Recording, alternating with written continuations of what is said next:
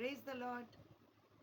यूहन्ना उसका 6 अध्याय उसका 1 से 14, जहाँ पर एक बहुत ही फेमिलियर स्टोरी 5 रोटी और 2 मछली के बारे में।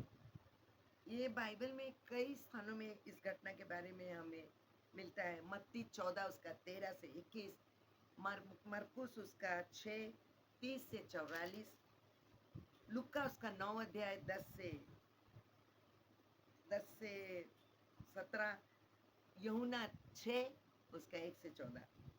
आज मैं आप लोगों को इस 6 और 1 से 14 से कुछ बात करना चाहती हूँ। ये वो चमत्कार है जहाँ पर प्रभु यीशु मसीह ने 5 रोटी 2 मछली से हजारों 5,000 पुरुषों को तृप्त कराया था। मैं समझती पुरुषों के साथ में स्त्रियां भी होंगी, बच्चे भी होंगे, उनका कोई काउंट नहीं है। सिर्फ 5,000 पुरुष, तो बहुत सारी भीड़ है। लेकिन ये सिर्फ साधारण 5 रोटी 2 मछली से प्रभु अद्भुत चमत्कार करता है। लोग पिछले कई दिनों से एक बड़ी भीड़ प्रभु यीशु मसीह के पीछे पीछे चल रही थी, उसके आश्चर्य कर्मों को देखने के लिए। बीमारों को चंगाई दिलाता था, अंधों को आंखें देता था। ये सब देखकर लोगों के अंदर एक खुशी थी और एक जिज्ञासा थी, कैसे प्रभु काम करता था। लेकिन मेरे मित्रों मेरे मित्रों प्रभु इस तरह के चमत्कार अकेले भी कर सकता है। वो भीड़ के विश्वास पर अपने आप को छोड़ता नहीं था।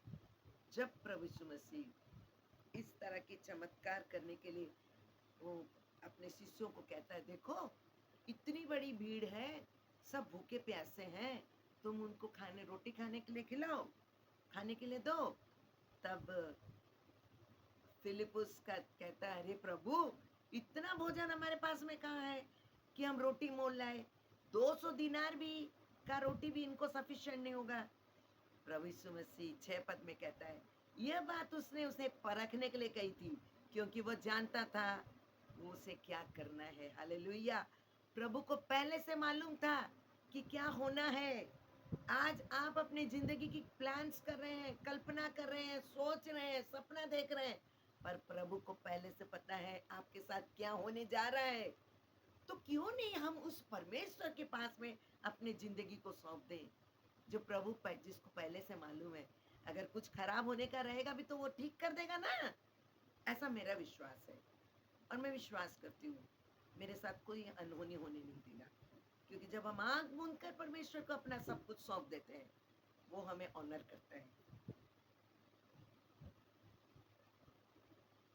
प्रभु यीशु मसीह शिष्यों से कहता है कि लोगों को खाने के लिए दीजिए।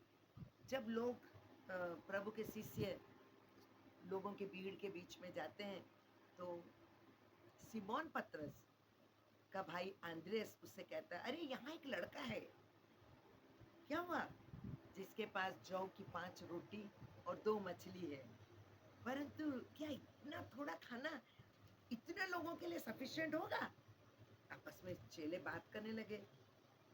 तब तब उनमें से यीशु ने उनकी बातें सुनकर उनसे कहा, लोगों को बैठा दो। कैसी बातें कर रहा प्रभु, लोगों को बैठा दो बोलता है। अरे हमारे पास में सिर्फ 5 रोटी 2 मछली है।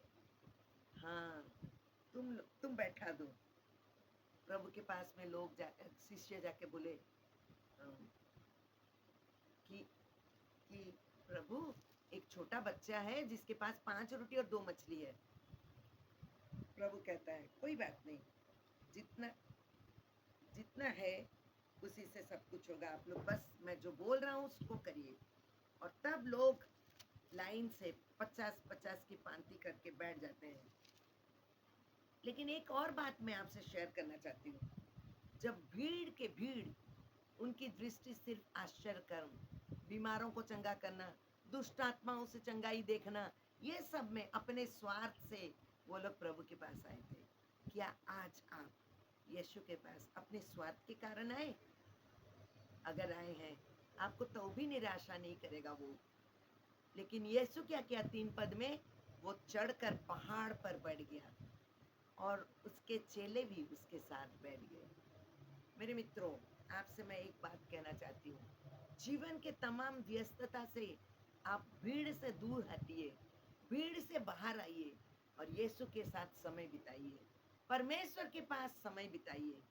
जब आप ऊंचाई में बैठेंगे, आपकी आईक्यू खुलेगी, आपका विवेक खुलेगा, आप परमेश्वर के दर्शन पाएंगे, आप अद्भुत चमत्कार को देखने पाएंगे और जो परफॉर्म करना है परमेश्वर आपके द्वारा करवाएगा। मेरे मित्रों, हमें परमेश्वर के पुत्र के पास बैठने के लिए सीखना है और जब हम ऐसा करते हैं तो परमेश्वर हमें ऑनर करता है, हमारी हर आवश्यकता को वो देखता है।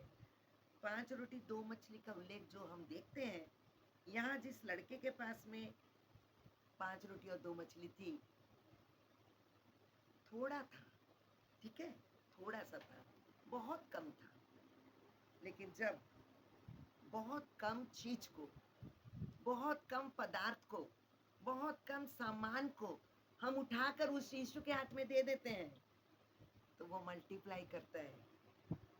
5 रोटी और 2 मछली को जब शिष्यों ने प्रभु के हाथ में थमा दिया तो परमेश्वर का बेटा, हाँ, परमेश्वर से प्रार्थना करने लगा। क्या प्रार्थना किया?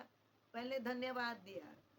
हर जगह उसकी प्रार्थनाओं में हम सीखते हैं कि वो उसके पास में जो भी था उसने पिता परमेश्वर को धन्यवाद दिया। इस घटना में एक मुख्य शिक्षा है।